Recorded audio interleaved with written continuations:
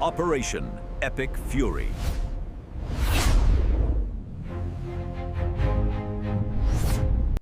Some breaking news right now, folks. Israel just allegedly wiped out Iran's entire assembly of experts, all 88 members gone, while they were in the middle of selecting their next supreme leader. Now, this is not just a strike. This is a decapitation of the Iranian regime's future. And it gets worse for Tehran. Hezbollah just launched what could be their first long-range missile at Tel Aviv since this war began. Air raid sirens are screaming across Israel's second-largest city as we speak. But here's what the mainstream media won't tell you. Saudi Arabia is now preparing to join the fight. Lines have been crossed. The next 24 hours could reshape the entire Middle East. Are we watching the end of the Iranian regime in real time? I think so. So why should you care about explosions thousands of miles away? Because everything that happens in the Middle East comes home to Main Street America. When Iran's proxies destabilize the region, gas prices spike at your local pump. When Hezbollah launches missiles, it tests the weapons systems your tax dollars funded. When Saudi Arabia prepares to strike Iran, it affects every barrel of oil that powers your car, heats your home, and keeps American industry running. This is not some distant conflict with no connection to your life. This is about whether radical Islamic terrorism continues to threaten Western civilization or whether our allies finally crush it with the full backing of American leadership. Under President Trump's first term, we got the Abraham Accords, peace through strength, and now in his second term, that framework is paying dividends. The Saudis and Israelis are coordinating in ways that would have been unthinkable a decade ago. In Iran, they're getting pummeled from every single direction. Their terror network is collapsing. Your family's security, your economic future, and the survival of our greatest ally in the Middle East all hang in the balance right now. And speaking of fighting back against forces that want to destroy you, let me share something personal about a different kind of battle. You see, for years, my wife battled chronic pain and anxiety from her diagnosis, endless doctor visits, treatments that didn't help. Watching her struggle daily, it broke my heart. Then Jonathan Otto introduced us to red light therapy. Her pain vanished, anxiety lifted. She's sleeping soundly, full of energy and life again. My recovery and vitality, better than guys half my age, truly life-changing for us. You know, when you're watching conflicts like this unfold, the stress does take a toll on all of us. Remember, we need to take care of ourselves. We need to take care of our families. That's why I'm so grateful that we discovered this technology backed by NASA research, FDA cleared, with studies showing rapid pain relief and recovery benefits. When the world feels like it's on fire, you need every advantage to stay strong, stay healthy, and stay ready. Red light therapy gave us that edge. Make sure you visit the link in the description and use the promo code to take full advantage for the benefits for Next News viewers. Now let's get back to the breaking developments that could change everything in the Middle East. Here's what I haven't told you yet. This is not just Israel acting alone anymore. Sources on the ground are reporting that the infrastructure President Trump built during his first term, specifically bringing Israel under U.S. Central Command, is now enabling real-time coordination between nations that were enemies years ago. The Abraham Accords weren't just a peace deal. They were a war-fighting alliance waiting to be activated, and tonight it appears that activation has begun. Take a look at this. Moments ago, Trey Yang says that Hezbollah is reportedly the cause behind the air raid sirens that are blaring right now. This, if confirmed, well, I'll let him tell you directly. Here. This incoming fire, and it's unclear where it's actually being launched from. Normally, the Israelis are given a bit of a heads up before this occurs, and we're going to try to figure out where exactly the launches are coming from.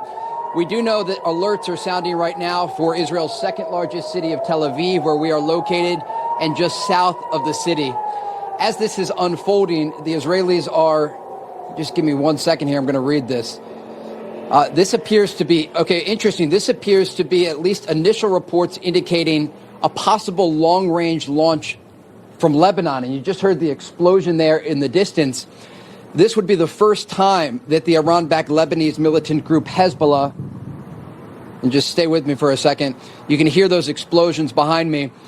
If this is confirmed, this would be the first time that the Iran-backed Lebanese militant group Hezbollah launched a long-range missile toward Tel Aviv since this war began. We know that the Israelis are directly bringing the fight to Hezbollah. We can show you some video here. Earlier today, the Israeli Air Force going after targets near the Lebanese capital of Beirut in the Dakhla neighborhood. All of that was taking place as Israeli ground forces moved into southern Lebanon to build a defensive border. The Israelis are also trying to ensure that these launching positions in Lebanon to their north are not being used to target cities along the border. They also have to look east amid incoming Iranian ballistic missile fire that took place earlier today. We were in the community of Bnei Brak, just outside of Tel Aviv, a religious community. It was filled with families and children. And you can see in this aftermath video some significant damage caused by a cluster munition that exploded just over Tel Aviv. We were there earlier today, and I want to show you what the scene was like. Israeli officials say the Iranian regime launched ballistic missiles at Israel's second largest city of Tel Aviv, one of them with a cluster munition on top, causing a significant amount of damage to this community of Bnei Brak, a religious area just outside of Israel's second largest city. If you look off here, there are children in costumes because it is the holiday of Purim, one of the most joyful holidays. Purim currently being celebrated in Israel right now. And that's not all. The Hezbollah escalation sets the stage for Israel's most audacious strike yet, one that could reshape Iran's entire power structure. Israel just struck a meeting of Iran's Assembly of Experts where they were voting to choose the new supreme leader. All 88 members reportedly eliminated. Some of the video of the aftermath now surfacing. Complete and total destruction.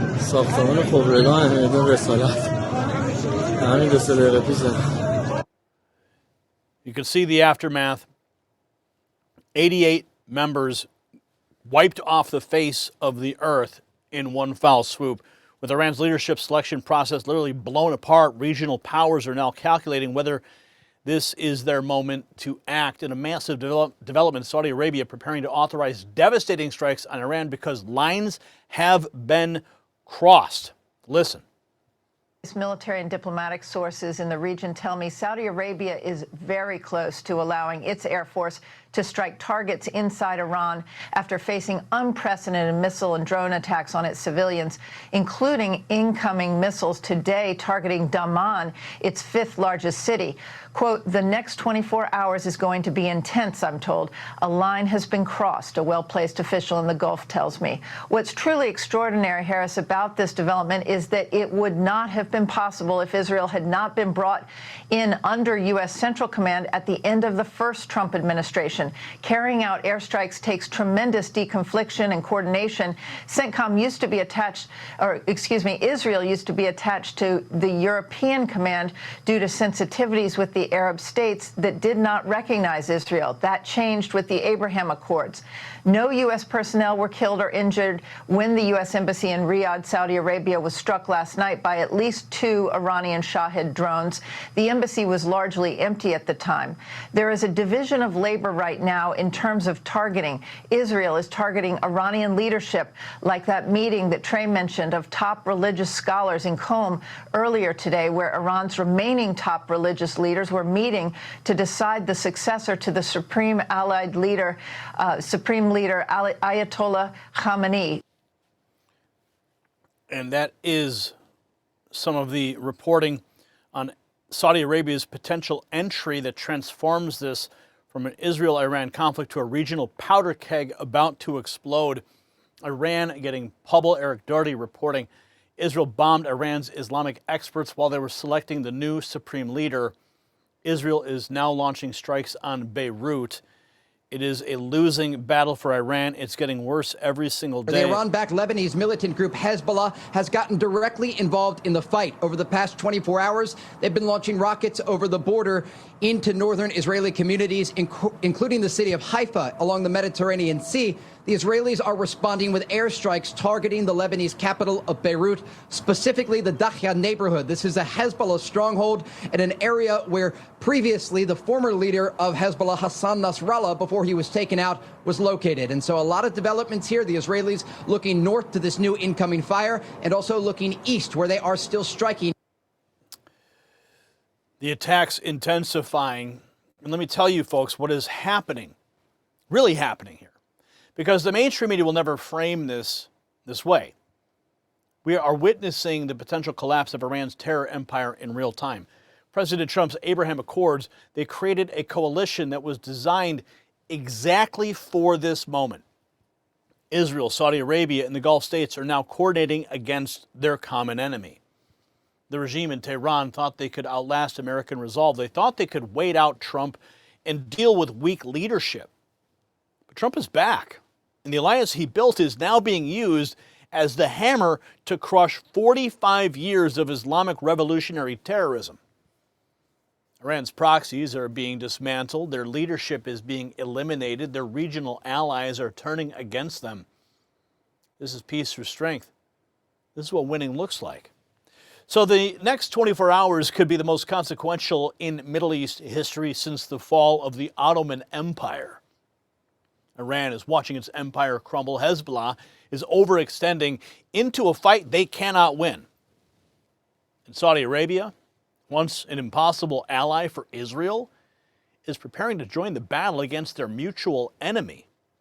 This is the MAGA doctrine in action. This is what happens when America leads from the front and supports our allies without hesitation. So I want to hear from you in the comments. Do you think that we are witnessing the beginning of the end for the Iranian regime? Yes or no? Simple answer. Drop it below and let's get a conversation started. And make sure you share this video with anyone who needs to understand what's really happening while the mainstream media spins fairy tales. And if you want to show your support for independent journalism that tells you the truth, check out the Next News merch shelf below this video. I'm Gary Franchi. Stay informed and stay free. The system controls information. Information control is power. They don't want you to see this. The truth only survives together. They don't want this shared. Share this now. You know out.